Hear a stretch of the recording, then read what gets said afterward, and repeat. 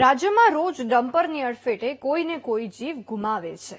લોકો જીવ ગુમાવે ત્યારે તંત્ર જાગે, તપાસના નાટકો કરે, ટ્રાફિક પોલીસ દંડ ઉઘરાવવાના નાટકો કરે અને જીવલેણ ડમ્પર ચાલકને પછી છોડી મૂકે.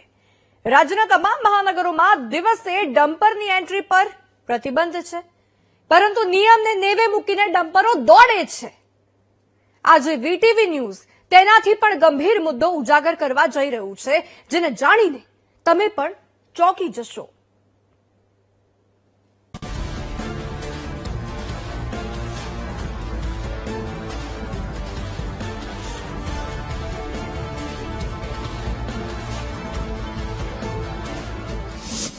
મહાનગરોમાં મોતના ડમ્પરોની દોડ. દિવસે પ્રતિબંધ છતાં બેફામ દોડે છે ડમ્પર.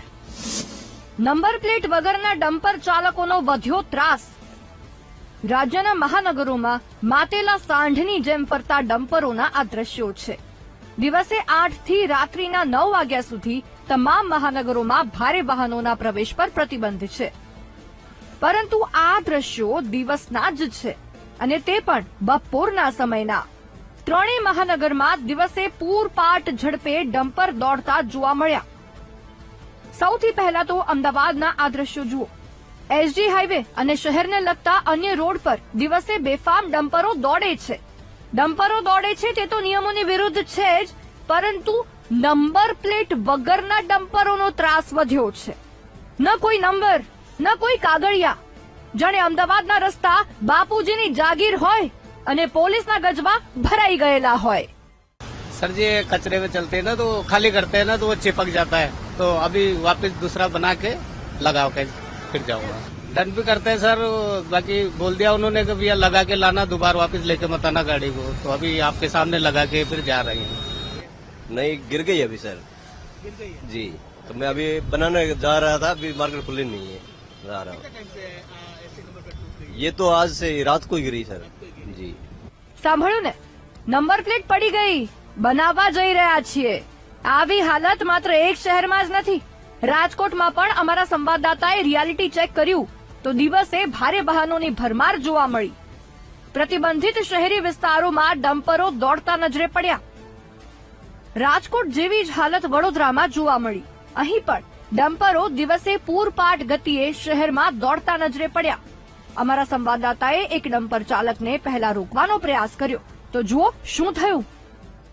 વડોદરા શહેરમાં જોખમી ડમ્પરો અત્યારે જીવલેણ સાબિત થઈ રહ્યા છે.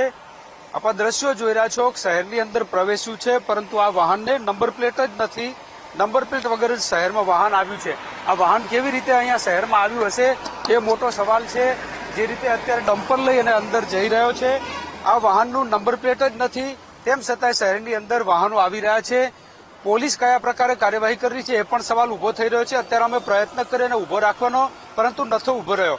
જો કે સિગ્નલ બંધ થઈ જતા આગળ જઈને તે રોકાયો તો તેને પકડી પાડી નંબર પ્લેટ વિશે પૂછવામાં આવ્યું તો પોલીસનો કોઈ ડર ન હોવાનું તેણે જણાવ્યું. પડી ગઈ છે પાછળ. ક્યારે પડી ગઈ? પાછળ પોલીસ રોકતી નહીં તમને? રોકે છે ને. અત્યારે મેં રોકવાનું કર્યું તો કેમ નહીં રોકાયું? પોલીસ ડર નહીં લાગતો તમને? પોલીસને કોઈને ડર નહીં લાગતો. નંબર પ્લેટ નથી, આગળ કેમ નથી નંબર એ પ્લેટ? તો ડલાવ પડશે. પાછળ ગાડી પડી ગઈ છે. ક્યારે પડી ગઈ? પાછળ કેમ પર નહીં? ખબર હોય તો ઉઠાઈએ નહીં અમે. આનું કાઢી રહ્યો છે કે નંબર પ્લેટ પડી ગઈ. આપ આ જે એની સ્થિતિ જુઓ કે આગળ નંબર પ્લેટ જ નથી. આ વાહનથી કોઈને અકસ્માત થયો તો કોના વિરુદ્ધમાં કાર્યવાહી કરશે પોલીસ? એક મોટો સવાલ ઉભો થઈ રહ્યો છે. સવાલ એ થાય છે કે કોની મહેરથી શહેરોમાં બેફામ ડમ્પરો દોડે છે? નંબર પ્લેટ વગરના ડમ્પરને કેમ પોલીસ રોકતી નથી? શું ડમ્પર ચાલકો પાસેથી હપ્તા ઉઘરાવે છે પોલીસ? સવાલો અઢળક છે, પરંતુ મુદ્દો અહીં લોકોની જિંદગી સાથે જોડાયેલો છે. તાજેતરમાં જ ડમ્પરના કારણે રાજ્યમાં અનેક લોકોના મોત થયા. તેવામાં આ મોતના ડમ્પરોને શહેરમાં દિવસે ઘુસાડવા મુદ્દે સરકાર અને પોલીસ તંત્ર ક્યારે ગંભીર બને છે તે જોવું રહ્યું.